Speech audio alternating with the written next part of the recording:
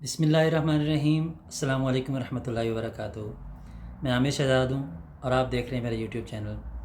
میں اس وقت اٹلی سے آپ لوگوں سے مخاطب ہوں، اور جو نئے آنے والے دوست ہیں ان سے درخواست ہے کہ میرا چینل لازمی سبسکرائب کر لیں تاکہ ہمارا یہ انٹرٹینمنٹ اور انفارمیشن کا سلسلہ چلتا رہے۔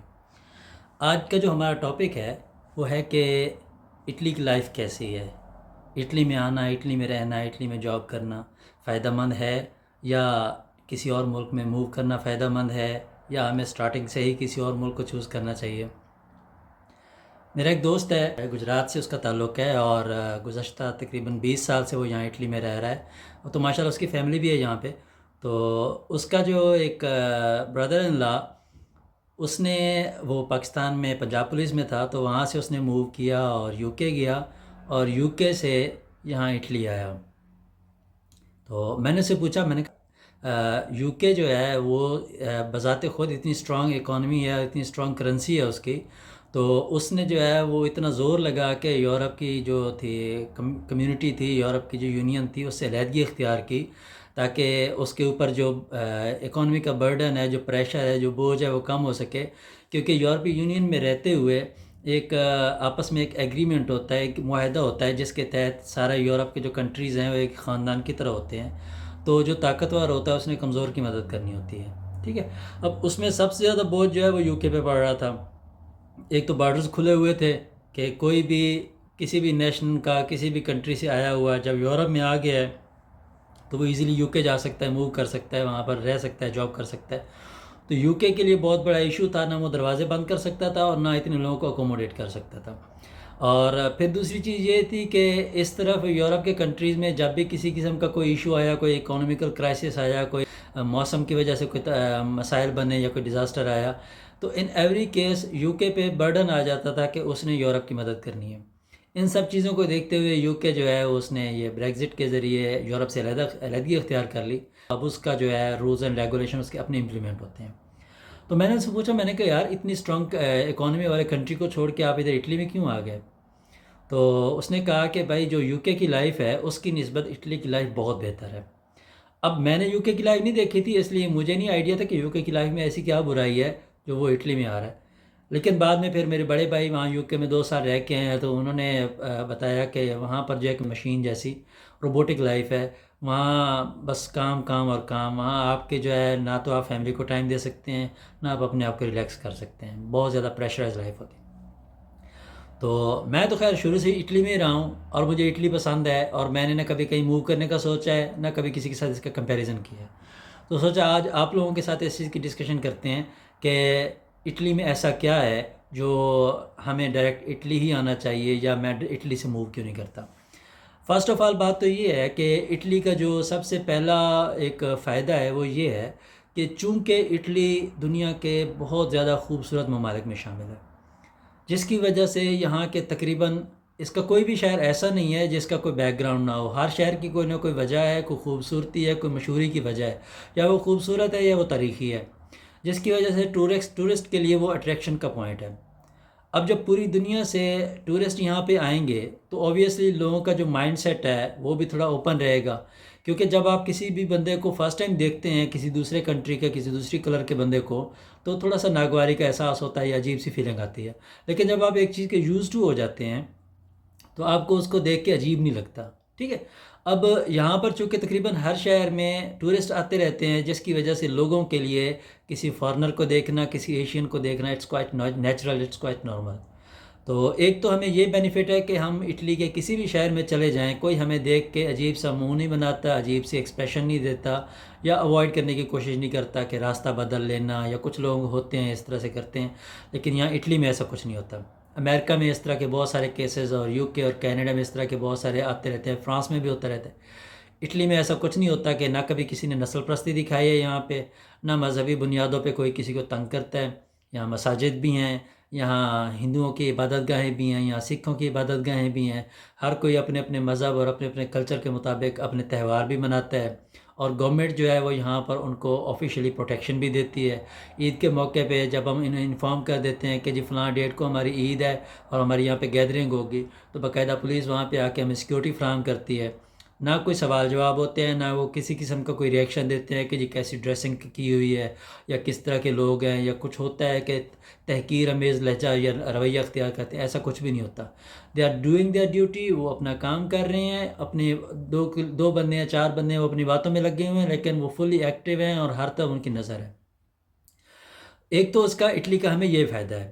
دوسرا جو اٹلی کا مین فائدہ ہے وہ یہ ہے کہ یہاں پر جاب اپرچونیٹیز بہت زیادہ ہیں. یہاں پر ایک تو جاب ایزیلی مل جاتی ہے اور سیلریز بہت اچھی ہوتی ہیں. ٹھیک ہے. جو منیمم سیلری ہے وہ 1000 سے 1100 یورو ہوتی ہے کم از کم. وہ آپ کے فرسٹ ایکسپیرینس کے حساب سے، پھر جیسے جیسے آپ کا ایکسپیرینس انکریز ہوتا جاتا ہے ویسے ویسے آپ کی سیلری بھی بڑھتی جاتی ہے. پلس تقریباً ہر کمپنی جو ہے وہ آپ کو 13 تنخواہیں دیتی ہے. مینز کہ 12 مہینے کی 12 تنخواہیں پلس کرسمس کے موقع پہ آپ کو ایک ایکسٹرا سیلری دی جاتی ہے. اس کے ساتھ ساتھ جو آپ ٹیکس دیتے ہیں وہ آپ کا جمع ہوتا رہتا ہے، جس کی وجہ سے ایک تو آپ کو میڈیکل بینیفٹ ہوتا ہے. آپ کو ایک پرسنل پرائیویٹ ڈاکٹر دیا جاتا ہے جو آپ کا free of cost check up کرتا ہے، میڈیسن وغیرہ جو ہے وہ آپ کی پرسکرائب کرتا ہے. اور اگر آپ کو ایمرجنسی یا کوئی مجبوری ایسی ہوتی ہے کہ ہاسپٹل جانا پڑے تو وہاں جانا پڑتا ہے. بصورت دیگر آپ کو آپ کا ڈاکٹر جو ہے وہ آپ کا سارا معاملہ خود ہی ہینڈل کر لیتا ہے. جیسے میں نے پہلے بتایا کہ یورپ کے بہت سارے ممالک میں اور بہت سارے دیگر ممالک جیسے امریکہ، کینیڈا وغیرہ میں وہاں تھوڑا سا نسل پرستی کی لہر چلتی ہے، جس کی وجہ سے وہ مسلمانوں کو خاص طور پہ ٹارگٹ کرتے ہیں. اٹلی میں ایسا کچھ نہیں ہوتا الحمدللہ. اٹلی میں کبھی ایسا کوئی سین، کوئی اس طرح کا واقعہ نہیں سننے میں آیا کہ ہمارے کسی مسلمان بہن کے ساتھ یا کسی مسلمان آدمی کے ساتھ نسل پرستی کی بنیاد پہ کوئی اس طرح کا کوئی رویہ دکھایا گیا ہو یا کوئی اس طرح کی شکایت آئی ہو. کبھی اس طرح کا کوئی معاملہ کوئی کسی کے ساتھ کرے تو پولیس فوراً کوآپریٹ کرتی ہے، اور پولیس نے کبھی اس چیز کو اس اینگل سے نہیں لیا کہ جی وہ غیر ملکی ہے تو ہم اس میں کیوں انوالو ہوں، یا وہ غیر ملکی ہے تو ہم اس کو کیوں سپورٹ کریں. قانون کو فالو کرتے ہیں، قانون کے حساب سے چلتے ہیں. جو رائٹ ہے وہ رائٹ ہے، جو رانگ ہے وہ رانگ ہے. اس میں یہ لوگ نسل پرستی وغیرہ یہ چیزیں نہیں دیکھتے ہوتے.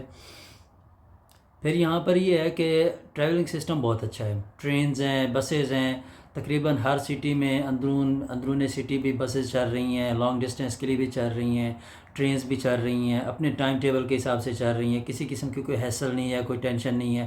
آپ کاؤنٹر سے بھی ٹکٹ لے سکتے ہیں اور آپ مشین سے بھی پرنٹ کر سکتے ہیں. ٹھیک ہے.